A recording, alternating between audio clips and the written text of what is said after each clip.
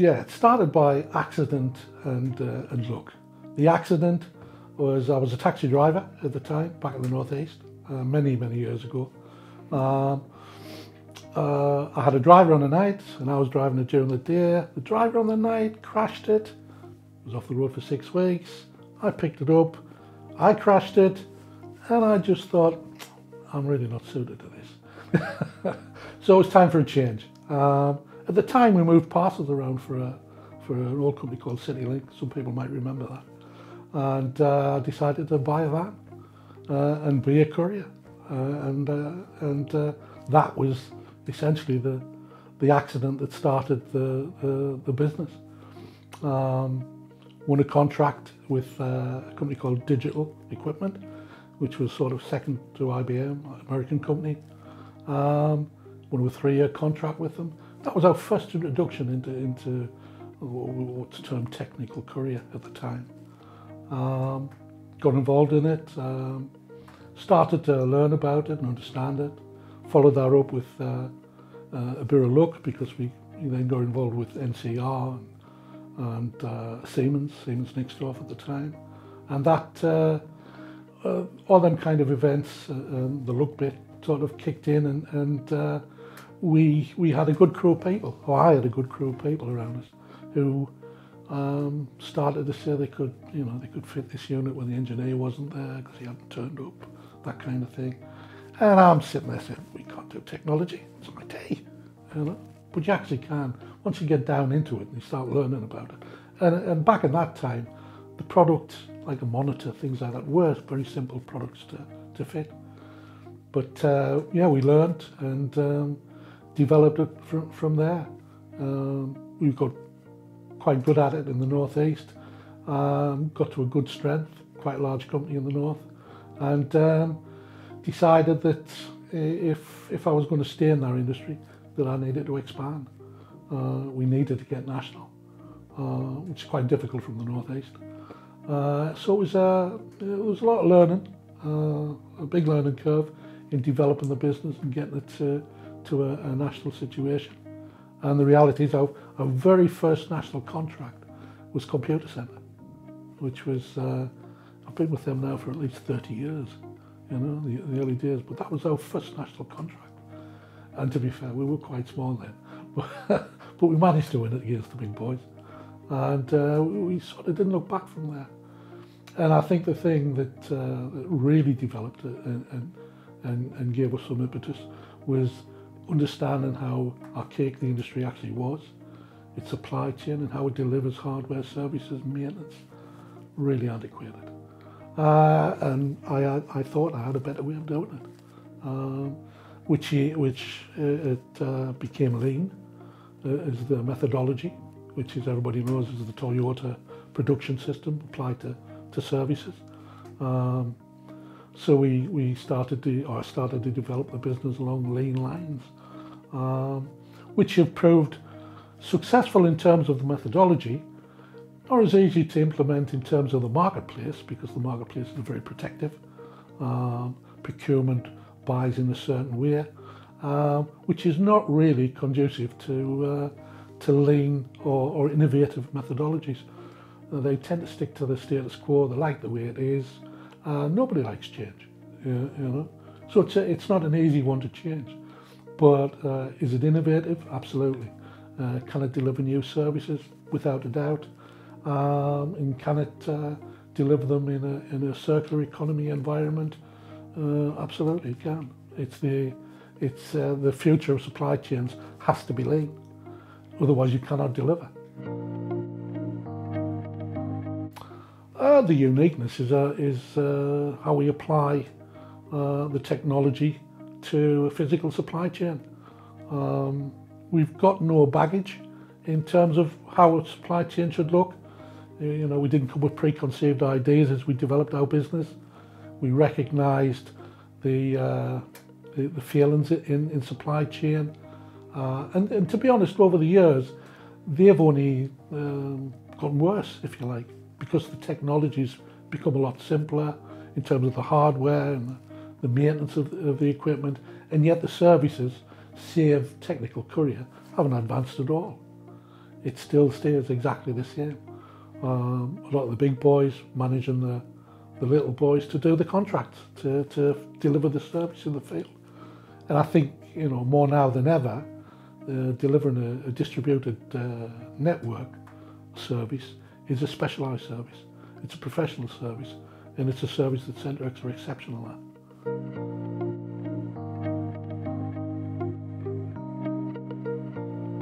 Well, I think the circular economy is an essential part of the future, whether you're in the IT industry or any other kind of industry. It's becoming more and more relevant in terms of environmental concerns. So in effect, the changes that will come in the future will be supply chains modernising, becoming more efficient, leaner, less products used, reused, all that kind of thing will have an impact. Now, today's supply chains, which are basically siloed supply chains with multiple suppliers in them, will not be able to solve that problem. They'll solve it in a fashion, but it'll be more superfluous than it will be actually real. The reality is a lean supply chain is the answer. It is the future, particularly around hardware product, electronic product, and it's got to be, linked with the data information that you accumulate in a lean environment. In a single supplier solution, you get to see things that, in truth, you've never seen for 30 years. You don't know what's going on in the infrastructure. You think you do, but you don't. The reality is we'll open that up to you. We'll show you what is happening in your network, and we'll show you how we can effectively deliver solutions that innovate and create the opportunities for environmental services to be delivered, because we're all going to have to get better at conserving, the environment and the world. Well, I think the retailers had so many effects on it over the last 10, 15, 20 years. I mean, it's quite funny, really, because when you look at the internet now, that's actually the leanest tool in the world. It's created completely different scenarios in terms of supply chain, how you service a product, how you ship a product, how you get it to market. And retailers have to compete against that, which is horrendously difficult because they have structures and all kinds of things to contend with. What lean will do is a service. It will help them combat the competition in terms of the internet, but they've got to get cleverer. They've got to work at it. You don't just procure the way you've always procured it, because that's not your solution. You have to invest in a partner. I'll say a partner, it really should be an ally, because an ally today, you'll do a contract with a retailer, 3-year contract, 5-year contract possibly. You really should be looking at much longer terms than that, because you need an ally in order to get the best out of what you do, how to improve, innovate. You need somebody who's going to challenge you. Today's supply chains don't challenge you. They just say, well, this is the way we do it. We've always done it this way. So you need challenging. And Centrex, as an innovative business, will absolutely challenge how you do everything in your business today. I think there has to be. You cannot keep doing what you're doing today, because, as I said, we started 30 odd years ago, but in reality, has it changed today? No, not at all, not at all. So you really do have to look at your business model, look at how you're applying it, and look in the marketplace.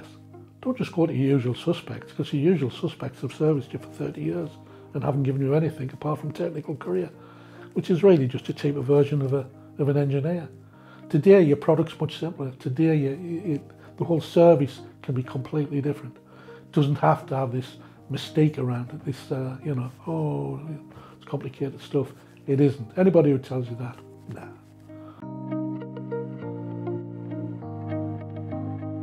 Well, the first thing we did, we've got a distribution centre in Milton Keynes. We put in the carbon neutral lighting into our building. We've had it checked by environmentalists for environmental benefits and how we run the building. We got a very good rating for that.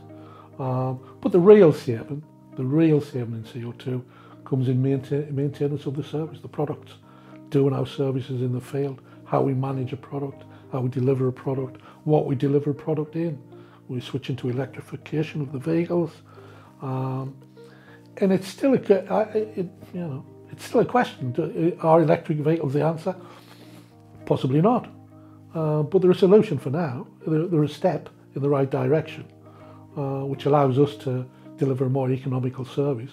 But when you apply lean on top of that, then you create the opportunity to buy less product to service your business, which then again saves CO2. There is a load of ways that we, or environments that we create that allow you to reduce your carbon footprint, which is probably our job really in terms of helping a retailer achieve what they're going to need to achieve in the future.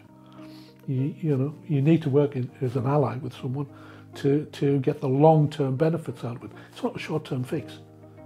This takes time and investment on our part and our clients' part. We need to understand their business better, and they need to understand what we can deliver and how we can help them.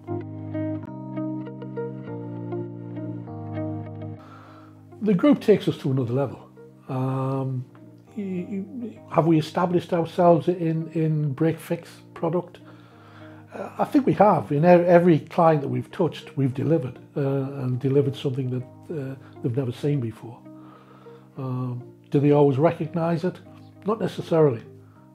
They enjoy the experience of it because it delivers good service and they have no problems with us.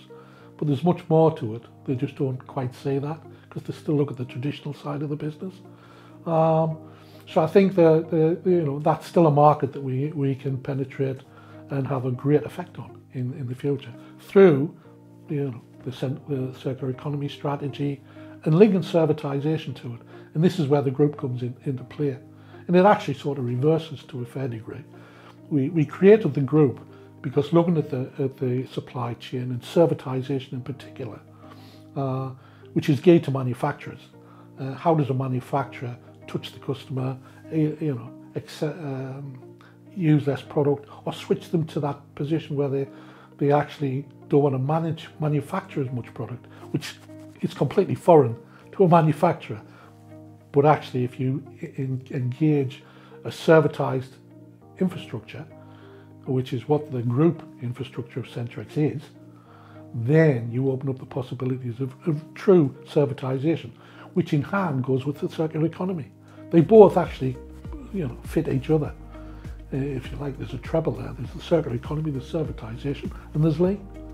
The three combinations that you need to deliver a servitized structure, how you touch the customer, how you deliver your services, radically changes everything.